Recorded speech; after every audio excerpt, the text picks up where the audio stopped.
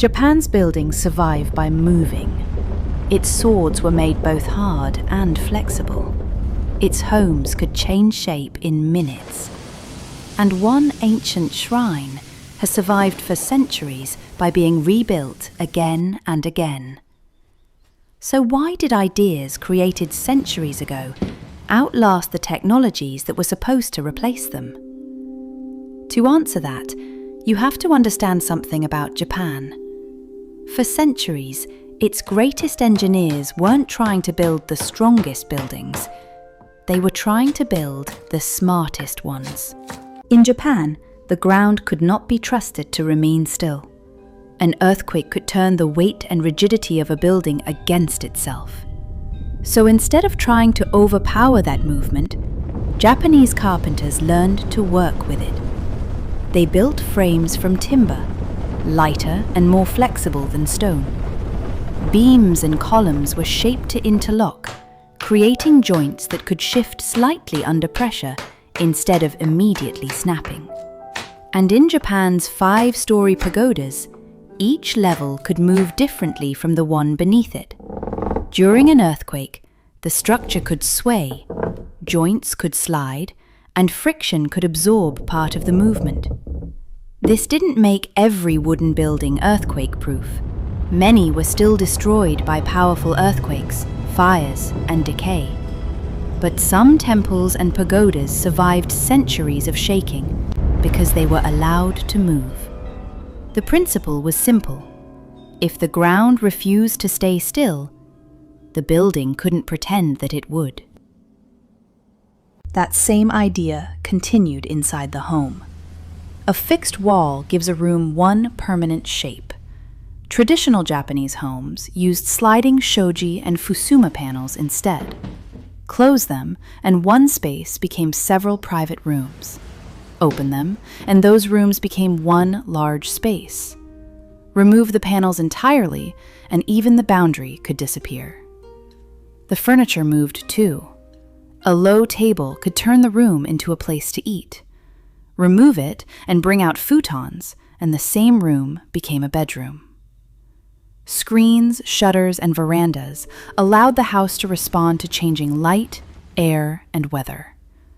The house wasn't designed around one permanent arrangement. It changed with the people living inside it.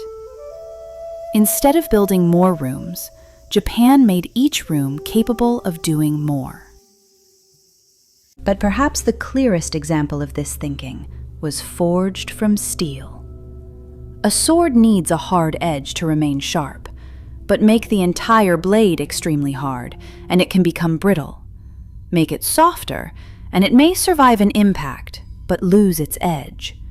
Japanese swordsmiths refuse to choose only one.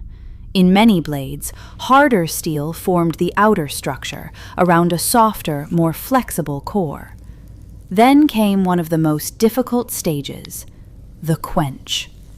The smith covered the blade with a clay mixture, thinly along the cutting edge and more thickly across the spine. When the heated sword entered water, the exposed edge cooled rapidly and became extremely hard.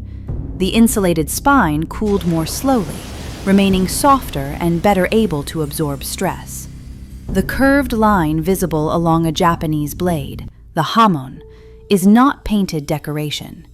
It marks the boundary created by that transformation. The sword worked because different parts were allowed to behave differently.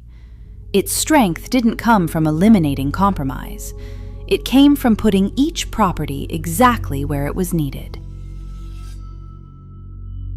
But Japan's most unusual answer to survival wasn't designed to resist an earthquake. It was designed to resist time. Normally, preserving an ancient building means preventing it from changing. At Ise Jingu, preservation requires the opposite. Every 20 years, a new divine palace is constructed on an adjacent site with the same dimensions as the existing sanctuary. Its sacred furnishings and treasures are remade.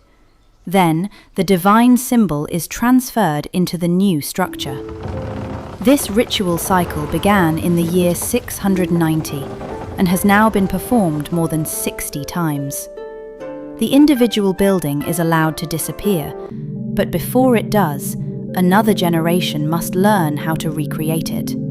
The measurements survive, the tools survive, the rituals survive. Most importantly, the knowledge survives. A building preserved only as timber will eventually decay, but a building preserved as living knowledge can be rebuilt indefinitely.